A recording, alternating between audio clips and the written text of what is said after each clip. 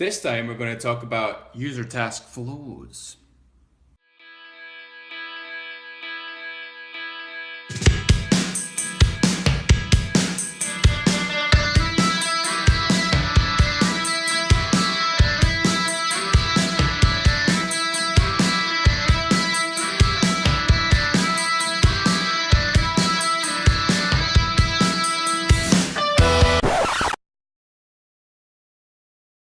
User task flows. Now this is another methodology that allows us to better understand how the user, the client or the customer is going to go from A to B through the happy path, through the error path as well within our product or service.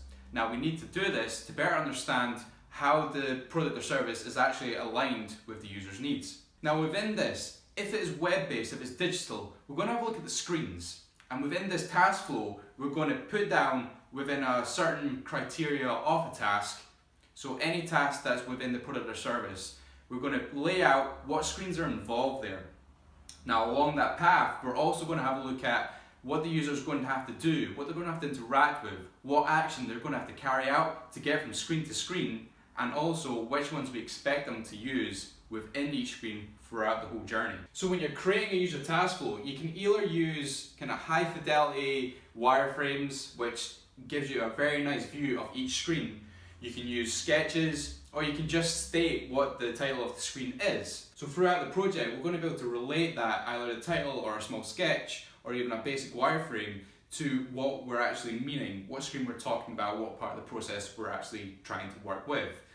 And from that, we're going to be able to link up what actions we expect the users to actually commit to get to the next point. Now this is a process that's going from A to B. Through the middle of that journey, through the middle of the task flow, you're going to see the happy path. So the best possible way for the user to go from A to B and complete the task, what that looks like. The screens that are involved, the actions that are involved, and maybe even if you want to put this in, which can be very useful as well, how the user feels when they're doing that or what they're thinking to themselves. So we're going to link up the screens. We're going to go dot, dot, dot, dot, dot. And from each screen as well, if something is potentially an error, we can draw a line off of that. So this is like a sub part to that action. It's a sub part to that screen. And this showcases what a potential error could be. Now we have to look at this. It's best not to just sweep these under the rug. You know, if we actually think about what the potential errors are, what the potential pitfalls are, one, we obviously want to design against all of them. You know, we don't want to have any in there at all. But if there are going to be some, if there are going to be kind of potential areas where a user can fall off the happy path, then we need to look at that and we need to understand what we can do to better accommodate the user so either that doesn't happen or they're able to kind of cater for that themselves, they're able to get out of that and make a decision. All means, by all costs, you know, make sure that the user can stick to the happy path, but if not, cater for it. So when we take an error off of the happy path, we try and think about, okay, so what does that look like? What is the action involved that gets us there? And then, what actions are going to be available for the user to get back onto the happy path or take another route through to point B? So the user task flow, it's quite simple to put down like I say.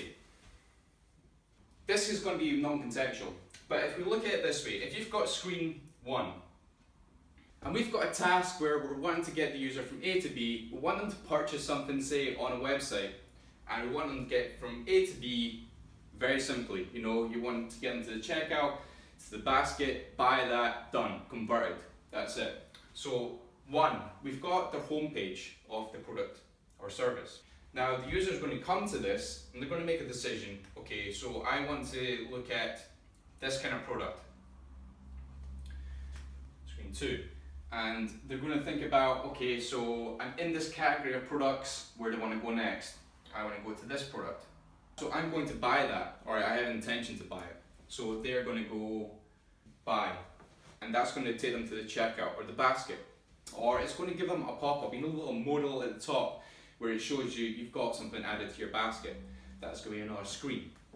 If we look at number 5, if you go into the basket, then you're going to have to put your details, yada yada yada, and then you're going to go through into the checkout to actually confirm that and get your receipt for what you've ordered. 6. So here we've got the home page, then we've got categories for the products, and then we've got the product, and then we've added that to our basket, view the basket, and then from the basket we've got the checkout. And that's it, done. So that's quite simplistic, it's very general and it's not that contextual either, but this just gives you an idea of how you can quite easily put one together. So as a user, at the home page, you're going to click on the category you want. So that includes a user click to get there. Now it's a specific button on the home page that states what category they're going to look at next.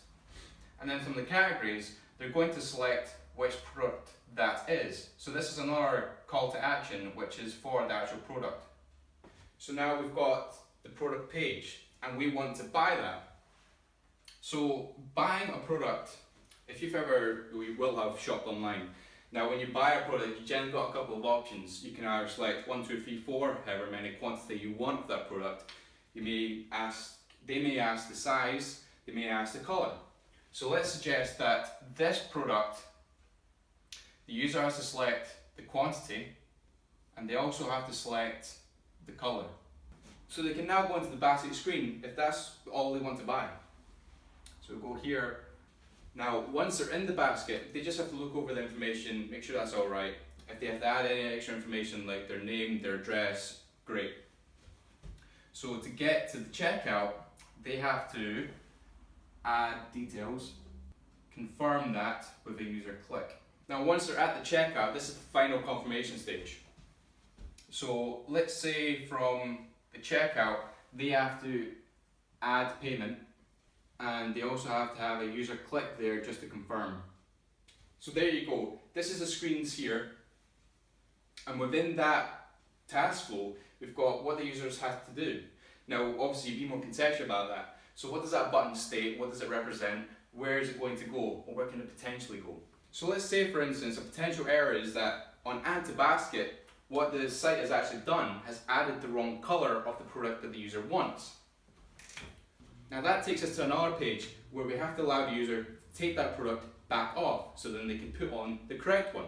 Now potentially what you're thinking about there is that you don't want the user to have to take the wrong one out to then go all the way back through the process, find the right product again and add the correct one. And potentially the error might happen again. So what we want to think about there is what can we do that allows the user to take the wrong product off and actually quickly put the right one in. So what that could mean is that you're adding in a modal screen or a pop-up screen where it confirms, user, do you want to delete this product from your basket? Yes. Did you mean this product? So then you're giving the user the action, the ability to add the correct product at the same time, simultaneously, when you're taking off the wrong product. Now that's better user experience overall, instead of having them to go back through all the way through the process to here or here. Now that's just adding extra labour to the user's kind of flow. So we're going to put that into the whole strategy of the user task flow of what we're trying to design here. And when the development team look at this, they can actually understand, okay, so we want to get from A to B, potentially we can fall off here with the user, but what we're putting in place here to cater for that mishap or that potential error is we're putting this in place. And that just makes sense. Why don't you answer when I call?